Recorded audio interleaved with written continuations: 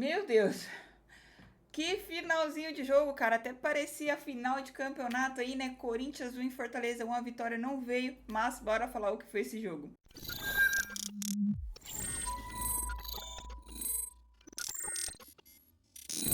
Cara,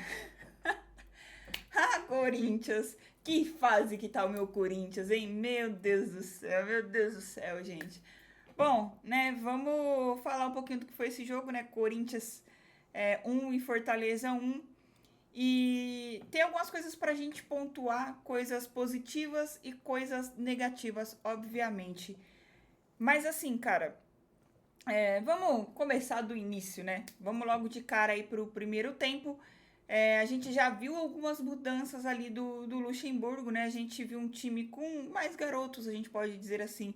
Ele começa o time, né, com Cássio, Fagner, Gil, Murilo e Fábio Santos, Fausto Vera, Rony, Matheus Araújo, Adson, Pedro, né, e o Roger Guedes, né?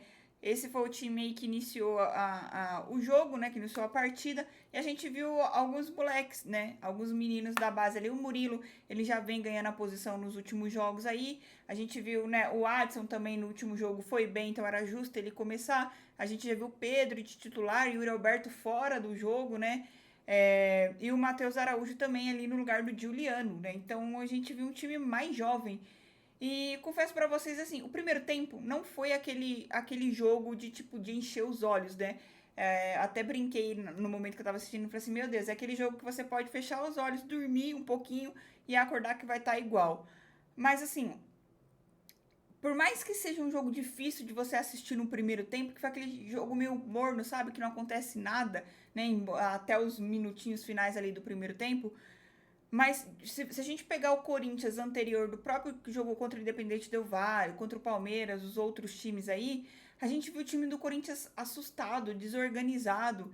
E nesse jogo, eu pelo menos eu não vi isso. Eu consegui ver um time mais organizado, principalmente ali no primeiro tempo, né? Defensivamente, um time muito bem postado ali certinho, né? Errava alguns passes, errava, mas parecia um time mais tranquilo e, claro, um time mais cauteloso, na minha opinião. E cauteloso é diferente de um time com medo, igual estava aparecendo contra a equipe do Independente Del Valle ali, que era um time assustado, que não sabia o que fazia, qualquer lance, parecia que os jogadores ali estavam em choque, sabe?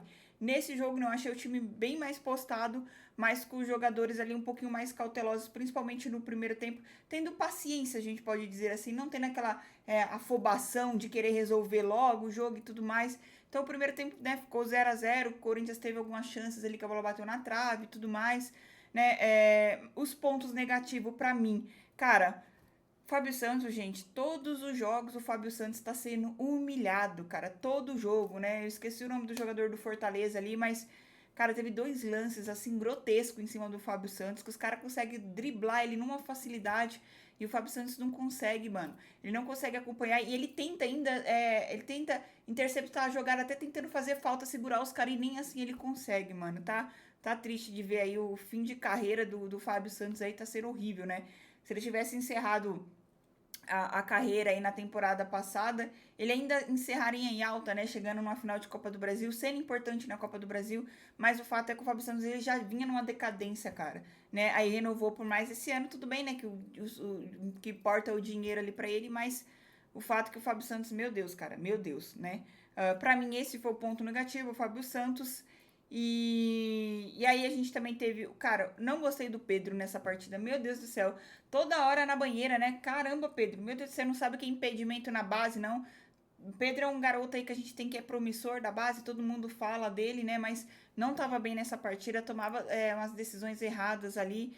E o outro ponto negativo para mim foi o Roger Guedes como um falso 9, a gente pode dizer assim, né? E a gente tá cansado de saber que o Roger Guedes não funciona de falso 9, né? Aí, cara, o Corinthians, né, principalmente defensivamente ali, aí ficava os 10 jogadores atrás ali, o Roger Guedes isolado lá na frente. Então, cara, não funciona, não dá pro Roger Guedes.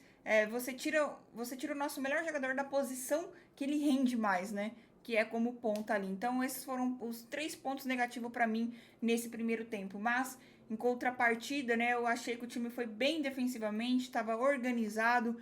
Matheus Araújo ali pra mim, com o Fausto e o Rony, foram bem, os três não foram brilhantes, mas fizeram o seu papel, feijãozinho com arroz ali direitinho. O Matheus Araújo é um jogador que ajuda também na marcação, né? E eu gostei de ver o Fausto e o Rony ali intercalando os dois, né? Então eu gostei de ver. Esses foram pontos positivos pra mim no primeiro tempo. Embora tenha sido um primeiro tempo de daquela preguicinha, né? Só que a gente tem que levar em consideração também que o time do Fortaleza não conseguiu atacar o Corinthians no primeiro tempo. Tanto que o Fortaleza, ele é um time... Quando o Corinthians volta no segundo tempo e começa a ter as alterações, o Fortaleza, ele sai mais. Porque o Fortaleza, ele joga bem quando tem um time que joga pra frente, né? Quando o seu adversário joga pra frente também, que sai. Né? Então eu acho que o Luxemburgo estudou bem o Fortaleza ali no primeiro tempo, e aí no segundo tempo ele pensou, pô, vou tentar ganhar o jogo, então eu vou colocar o meu time mais ofensivo. Só que aí que entra o problema, né? Quando ele coloca o time do Corinthians para ser mais ofensivo, que aí ele tira o Pedro, aí ele coloca o Yuri Alberto, aí depois ele coloca o Biro também, né? Então ele começa a fazer alterações para o time ficar mais ofensivo, né? Coloca o Matheus Bidu também, né? Tira o Fábio Santos, graças a Deus.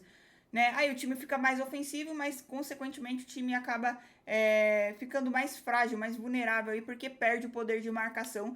Tanto que o Fortaleza começa a partir para cima também e cria oportunidades, cria chances, bola na trave.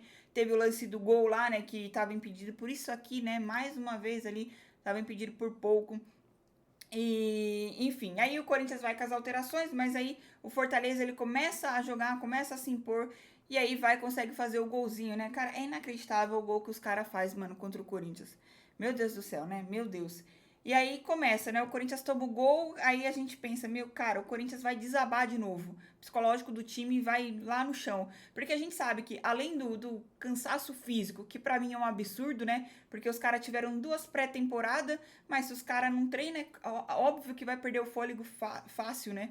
O próprio Cássio tinha dito, né, numa da zona mista ali, falando que o time já tava meio que esgotado. É ridículo isso, né? É ridículo, mas o time que não vinha sendo treinado, porque era o time da amizade ali, então acontece isso, né? Então, além do cansaço, para mim o time mentalmente também esgotado, abalado, por conta de tudo que aconteceu nos últimos dias, nos últimos meses, né, para falar a verdade. Mas eis que não, né? Por mais que tenha dificuldades ali, meu Deus do céu, o Luxemburgo coloca o Romero, aí ele erra também. Meu Deus do céu, gente, quem que trouxe o Romero, cara? Puta merda, velho. Ah, cara, o Romero, meu Deus, cara. Olha, eu prefiro ver todos os outros. Menos o Romero dentro de campo. Que jogadorzinho ruim, cara. Que jogador ruim é o Romero. Né? Aí ele vai lá, aí, né, é o que ele faz. Aí ele dá carrinho, aí todo mundo aplaude, é aquilo. Meu Deus, Romero, meu Deus, cara. Que tristeza. O Romero não era bom nem em 2017, né, gente? Mas aí, meu Deus, cara, volta como status de ídolos aí para alguns. Triste ver o Romero em campo. O Corinthians acaba que consegue o empate quando tem jogadores a menos, né? Ele coloca o Paulinho também, e o Paulinho também, cara, meu Deus, o Paulinho não faz nada, cara. O Paulinho só anda em campo, não faz nada. Quando começa a fazer as alterações, você vê que o Corinthians não tem peças no banco ali. Você fala assim, cadê um meia, né? A gente precisa de um meia. Né? A gente tá o Renato Augusto, que tá sempre machucado. Cadê um reserva pro Renato Augusto, né, seu Duílio?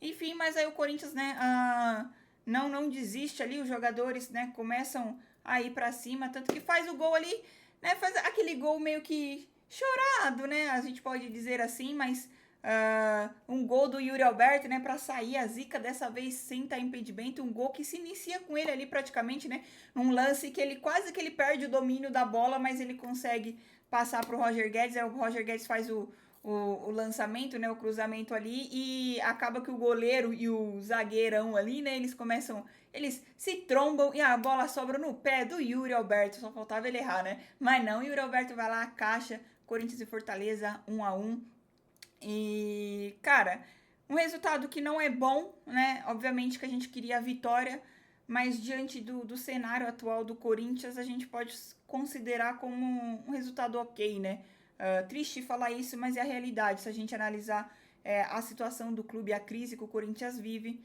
mas eu acho que diante de tudo isso, acabou que foi bom ali, ainda mais porque o Corinthians conseguiu um empate, né? Então acho que, né, levando em consideração, acho que foi ok. Para mim, o melhor em campo ali, acho que no primeiro tempo o Adson estava muito bem. E eu gostei do Fausto Vera e do Rony. Gostei bastante dos dois ali. Acho que foram. Eu colocaria os três como os melhores, assim. Não acho que ninguém fez uma partida excelente, mas eu acho que os três ali eles acabaram se, né, prevalecendo ali. E gostei da entrada do Bira, hein, cara? Rapaz, o Bira entrou ali e fez um auezinho ali, né? Que bom ver o Bira ali jogando. E tomara que tenham mais oportunidades na mão do Vanderlei Luxemburgo, né? A gente começa a ver a garotada ali. E é bom que eles vão pegando um pouquinho mais de confiança. Gostei demais do Biro. E com esse resultado, né? O Corinthians sai da zona de rebaixamento com um pontinho ali, né? Acaba jogando o Flamengo para a zona de rebaixamento. É pouco, né? 4 pontos aí disputado diante de 12 é muito pouco, mas é aos pouquinhos, né? Eu acho que na situação que o Corinthians se encontra aí, cada pontinho somado aí vai ser importante pro clube, né? E outra coisa que eu queria falar, cara, que eu acabei não gravando um vídeo sobre, né?